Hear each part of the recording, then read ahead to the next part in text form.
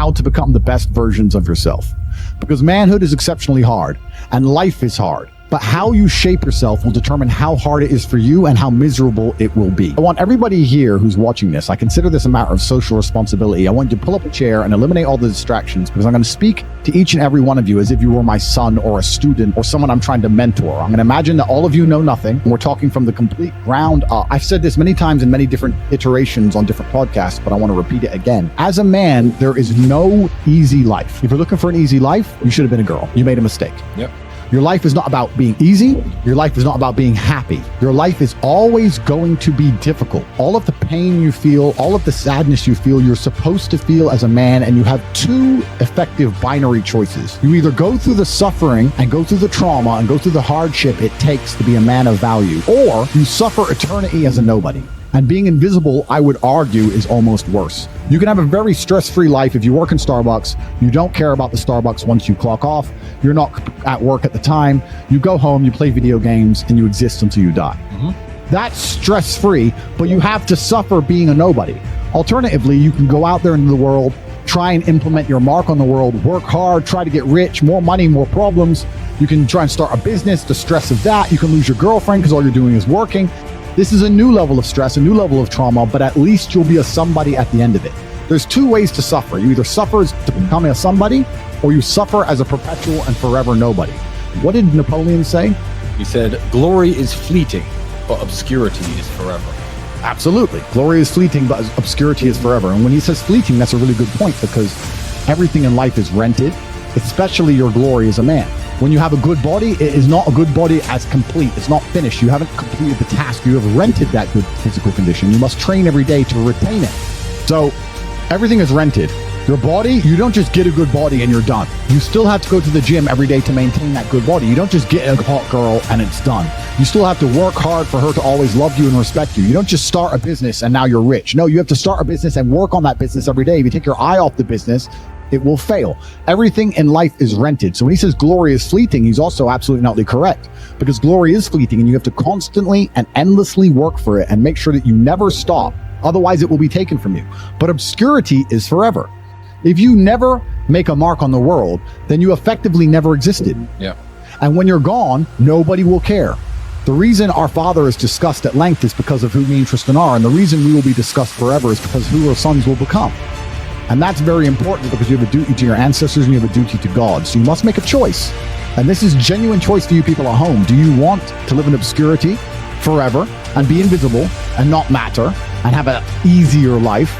I would argue that it's not easier, because in your heart and in your soul, you're going to feel guilty knowing you could have been something you're not, and you have a duty to your ancestors and to God to be the best version of yourself. Or do you want to try your absolute best and struggle and suffer every day of your life, paying the rent for all of the amazing things around you? We pay endless rent. We pay rent for our bodies. We pay rent for our relationships. We pay rent to keep our kids. We pay rent to keep our business. We pay rent to keep our freedom. Every single day is work to pay the rent. Absolutely never ending. And you have to make that choice. So if you have a pen and paper in front of you, you need to decide. Do you want to be invisible with a lower rent bill? Or do you want to be important and work hard and suffer to make sure that the rent is paid? It's a choice you must make, and it's binary, and you must be extremely dedicated towards the decision you finally make. So as you're just finding yourselves as men, I understand I have a huge responsibility because of the massive platform I have. There's no doubt about it. I am the largest influencer in this space. I'm perhaps one of, if not the largest influencer on the planet today. And I have a massive responsibility to try my best to improve the world and teach people important things. And it's very difficult, as most of you men are just finding yourselves, trying to figure out what and who you should be in a culture with little to no proper guidance. If you remove me from the internet, you have a whole bunch of loudmouths who've not achieved anything amazing or remarkable in their real lives. Who don't act in a respectful way. Who've not had any real world achievements. There's a few people I can name who aren't like that, but we're generalizing. And then you have a largely matriarchal society and a matriarchal education system that you're beholden to. So who's teaching you to be a man? If you're fortunate enough to have a fantastic father, great. But if you don't, there are very little lessons, and there's basically no guidance out there explaining to you the self-accountability which is required to be a man. Everything we were just saying to you earlier about making the choice of being invisible or being highly important and paying the rent for one of those two choices, that's based around absolute and utter brutal self-accountability. You must accept the decision you want to make, and you must accept that everything is your fault. Everything is on your shoulders. regardless of what God throws at you. Give you an example. Me and you were in jail. Did we still have bills to pay? Did we still have mouths to feed? Absolutely. Did we still have a business to run? We're locked in a Romanian jail cell with no access to the outside world, and we still had responsibilities, and we were still absolutely and utterly accountable for those. We didn't sit and say, well, I'm in jail, so they don't matter. That doesn't take care of it. No, they do matter. We're men, and they must be handled, and we found a way to handle it regardless. Even though we believe we shouldn't have been in jail, even though it was unfair, even though it was a matrix attack, we still took absolute and utter self-accountability for the situation and all of our problems. We never skipped a beat. We never missed a single payment. We never let anyone starve. We handled absolutely everything from a jail cell. And you have to sit here and understand, most of you are in absolute freedom, not meeting your responsibilities. How are you going to meet your responsibilities if you become important enough to be locked in a jail? How are you going to meet your responsibilities when you're heartbroken? How are you going to meet your responsibilities if you lose all your money? And we're not talking just about our immediate family in a selfish way. I'm talking about my employees. I have over 300 plus employees, security guards who rely on their salary that they get from our company to feed their families, and that's their job. It's not their fault I was locked in jail. I'm the man who hired them. I have a responsibility to make sure everyone's salaries are paid, make sure everyone's family is fine. There's a massive triangle, a massive pyramid built underneath men like us of people who need to eat, and people who do us a service, and people who need their money in exchange. I couldn't just say, you know what, I'm in jail.